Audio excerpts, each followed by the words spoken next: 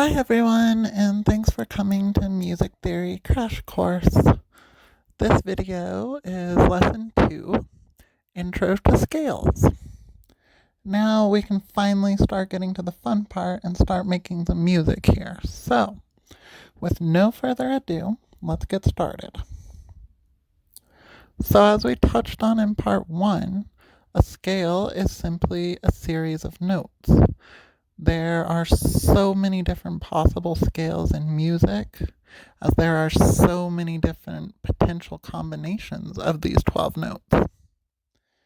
And in lesson 1, we were learning about the relationships between the notes and how we define some of these basic relationships as steps.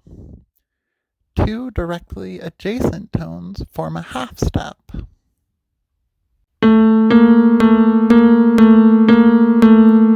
And skipping one tone will form a whole step.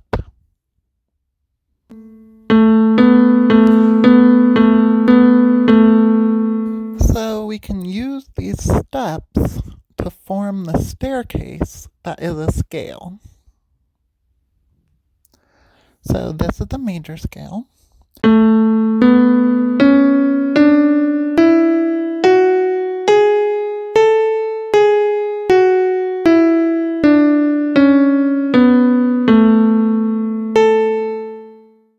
It's perhaps the most common scale used in music, known for its bright, pleasant, and powerful sound.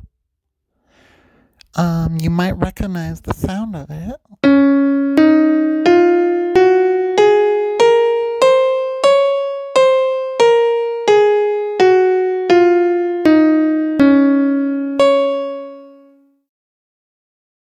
So we can form this scale starting on any note, so long as we follow the same basic pattern of steps, i.e. half and whole steps.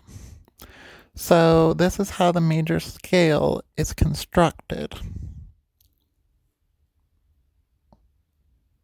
So it goes whole step, followed by another whole step, then half step, then 3 whole steps, and finally another half step to complete the scale and land back on the original note, or otherwise known as the root.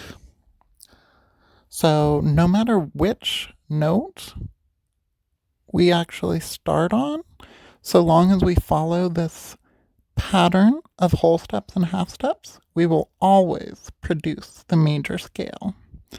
And the note we choose to start on will be the key that we are playing in. So this is why we pianists love the key of C, because if you follow the whole and half step patterns, it turns out to be all the white notes, no sharps or flats needed. In fact, this is why the piano was designed this way, to allow us to visualize the scale easily.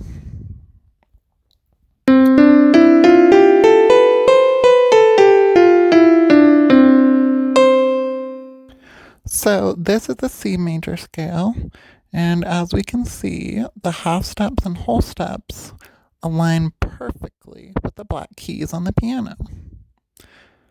I'll be using the key of C fairly often to visualize these concepts. But I recommend trying to play through this major scale in as many keys as you can, and perhaps see if you can figure out some new keys by following this pattern. If you play a wrong note, you should be able to hear it sounds funny. Remember, it's supposed to sound like this. Do, re, mi, fa, sol, la, ti, do. Well, that about wraps up this lesson. I really hope you learned something, and thank you so much for watching. Join us in the next lesson to learn how to build chords, the basic building blocks of harmony. See you then.